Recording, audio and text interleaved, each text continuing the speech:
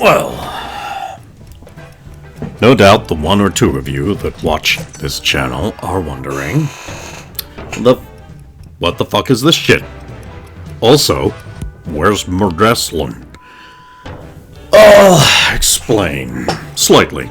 Maybe we'll do a series of this, we'll see. And for those of you not interested, I have some Hatfall gameplay with the Rondo ending somewhere in it. Enjoy. First of all, why all of a sudden aren't you getting your 2 shows a week? Minimum. Monday night Raw, or your Rock, the fantasy one, and the SmackDown on Tuesdays, would normally be available in the late afternoon in New Zealand. In the early evening, depending on when you think that happens. Around about 4:30-ish. Every week. And that suddenly, as the 1 or 2 people who watch this will have noticed, has stopped. The reason for this is that in the universe mode of the game, we are now, I have in fact just rendered the Go Home show before the Thinning of the Veil event, which is the Jorrak Halloween episode. And then there's 2 more shows, and then SmackDown has Halloween Havoc. The SmackDown being the Earth 60 setting show. So I thought, we are currently, when I'm recording this, it is early September. But I decided, and later I was like, well, we might as well try and slow things down, delay things, so that we can at least get real-time synced. Now, I'm not going to guarantee I'll be able to keep that up, because, work and everything might put me behind. But I at least would like to try and have events coming out roughly at the right-ish time in the real world. So I have slowed down the release schedule, so you get 1 show a week. And that 1 show it alternates. So they're already recorded, they're already in the can. In fact, they're already up there on a schedule timer, waiting to be released. If you go to the playlist, you'll notice there's a bunch of things there that say, deleted video or private video, or I don't know what it says. I can see them, because it's my channel. You can't see them. So they're waiting to go. So you get less shows per month than you will as soon as we catch up to Halloween. Once we do, we'll be back on the 2 per week schedule. So what is this shit? Well, let's start. We can, over a period of time, maybe describe the characters, where they come from, and what they are. Otherwise, you will have no context as to who they are in nothing. I probably should have done this first, but I didn't. So we will start off with the Raw setting, which is Jorrak, and we'll start off with the undisputed universal great big one true king champion, Cephiro, also known as Big Match Cephiro, also known as the Rat Paladin, also known as Ladies. He is a player character from that setting. He is a paladin, or at least he thinks he is. He is driven by justice, honor, nobility, and women. He currently has a custom title. Before the game crashed, you will notice there was we call it Reloaded now because the game crashed. Before the game crashed, he was the long-running, very long-running, over a year, a regular game night champion. So we gave him a custom belt, and he'll have that until he loses it.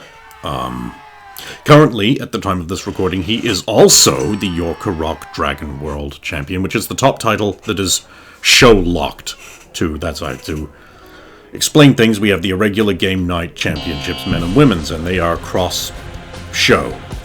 So, at combined events, the champion from one show will be able to challenge for and move the belt over to their show. So far, they have remained remarkably intransigent.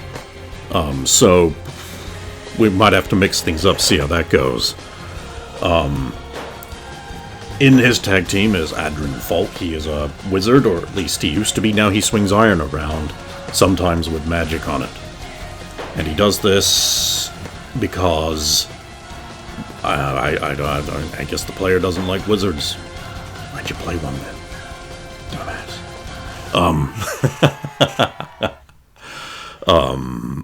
He is currently trapped at the time of this recording inside a necklace. So, at some point, I guess the rest of the champions, the name of the tag team is the Champions. They are the champions of Jorrak. They'll have to go get him out. Another member of that tag team is Jorrak, or Jorrak, depending. He is an orc. Now, we don't really know much about him at the moment, but he is, apparently he is not a completely evil orc. He doesn't want to do orc things. He doesn't want to destroy and kill. He wants to be good. And because the team are able to look past their prejudices, they allowed him to join the team, even after his clan murdered previous tag team member Sir Radamir. Fortunately for Sir Radamir, he was turned into a vampire. Or I guess unfortunately, because he fucking hates vampires. But he was turned into a vampire after that, but he's no longer a player character. We'll get to him at some point, I guess, although maybe you just knew everything you needed to know about him there. On the women's side of the tag team, we have Sulin, who is a murder machine. She kicks things and arrows them, and she shoots. She has this alarming habit of rolling critical successes on called shots to the eyeball of impressive ogres that were supposed to give the team trouble. And then the ogre dies. So, there's that. She is, as far as the team is aware, she's a very serious, very down-to-earth, practical Amazon woman who is efficient. She does her job. She likes weapons and eschews clothing. Which is fun. But unbeknownst to the team, she keeps coming back from scouting missions, and turns out that camp full of bad guys is already dead because she has killed them. But you don't necessarily know that. It's just efficiency, and of course, Cephiro being an honorable man, he's not always down with the most efficient method of dealing with the problem, but Sulin is about efficient dealing with the problem. So she takes care of the problem for him. It's fine. It's good. Also a part of the team right now is Roya, whose real name is Celine Ario de Winter, and she is a princess. Yeah, no, like an actual one. She is the daughter of Duke Winter, one of the great captains of the Jorrak setting.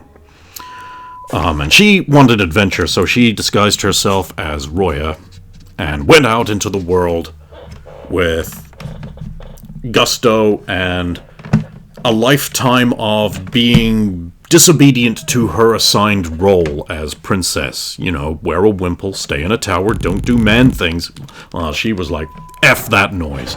I'm gonna be a bard. So she learned how to pick locks and sneak around, and she learned how to fight with a sword, because knights like to show off, and fighting men like to show off to eager women. And it's just historically, in this kind of setting, it's funny to them, but she got good. And then, of course, local druids. She's begun to learn the third part of becoming a bard. And, by the way, we're playing an old version of D&D. We don't play 5th edition, we don't play 4th edition, we don't play 3rd edition, none of that gay shit. We play an older version, and you had to work to get bard back then. I mean, strictly speaking, in AD&D, it's just a class you can take, but I make people earn it. It's my table, and if you don't like it, you can go elsewhere. You won't. Nice. So she is that. Other members of the party that have been Mara, that player left, so that character was being run by the Dungeon Master for a while, and the party really needed that character. It was a really good character. A bunch of flaws that, could have used earning off over time, but, good character with a mind for what people are like and how to talk to people and get information and sneak around, and she was suspicious, and she was really cool. Unfortunately, during the werewolf camp mission, there were some sneaky werewolves killing people in the town, in the city, in Sandromera's Merlin.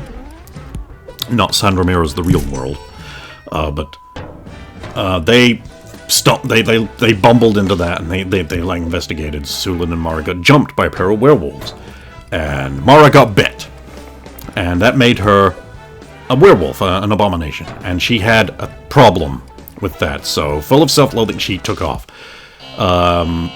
The evil curse of the werewolf basically twisted her existing psychoses, and she became an enemy of the group.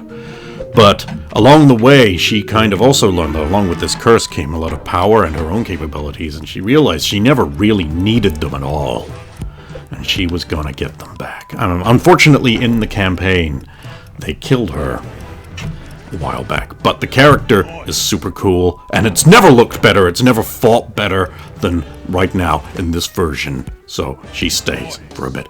Also, former player character Serafine, not in the tag team, but I'll just mention them, is a half-elf, whereas Mara was a quarter-elf before she became all-werewolf, which is a thing that in my universe that can't happen, so that was, mysterious, and unfortunately we never got to explore that. But Serafine is half-elf. She is a spy, a secret intelligence officer for Duke Winter. And she helps the team out now and then. Even though the player isn't around anymore, though, if you want to come back, got an extra seat. Just saying. Character's still alive, still really cool. Everyone loves her. She helps the team out now and then, but she definitely works currently. Because it's no longer being played by a player character, I have not advanced their journey, their hero's journey. They're still working for the Duke. The Archduke, as it were. He's not actually an Archduke, but you give it time. She was involved in the journey into the Lament, so one of the more major campaign locations there. She was involved in that, and she is also like a roguey kind of character because of that skill set. So, sort of like someone who could sneak around with Sulin in the shadows and like back up for your scouts is so important, I feel. Thank you, Alexa. Just bong at me for no reason. And that is basically the champions as they are now and have been. Well, I suppose I should mention Radamir then, since he was an honorable man who was an old man at the end of his sort of career. He knew he wasn't going to last much longer. He was getting creaky and old. His horse, Ablard, was broken down, probably wasn't good for another campaign, but he was too sentimental to give it a clean death. Hunted and pursued by enemies who took over his land of Stormbrut. He came into Burmany. Burmania now, but if you're a real Burman, you call it Burmany. Not Burmany. It's a little how you can tell the loyalties of people. He came there to basically get away from the vampires and werewolves and the other undead that he hated with all of his might. Because of what they did and all they'd done to his noble band of brothers, dying one by one by one. He was a broken old man. He came there and he met up with the group. And he was like, well, they're on a noble quest. There's worse things I can do with my life than end it in the pursuit of a noble quest. So he went with them to Einweg. And he was engaged in the thinning of the veil and all those adventures. And he was a level 1 character joining a team. And he just survived. He was so... Everyone loved this guy. He was powerful. He was manly. He was moral. He was a good man. And when the group didn't kill the dangerous werewolf locked in a spell-sealed box, probably because Cephiro was like, that's an attractive woman there, ladies, he didn't trust it. But over time, the two of them formed a really lovely relationship. And now they're together over in Stormbrut. He is a vampire, against his will, but he can use those abilities to strike back against those that wronged him. And that's why he's in the group. I've put him in the tag team, the Burmen. Feel free to groan at the pun. They're Burmen, who are men. And that has Sir Reinhardt, Witcher Gerald, and Sir Radamir. But more on them at another time. I'm sure I've taken up enough of yours.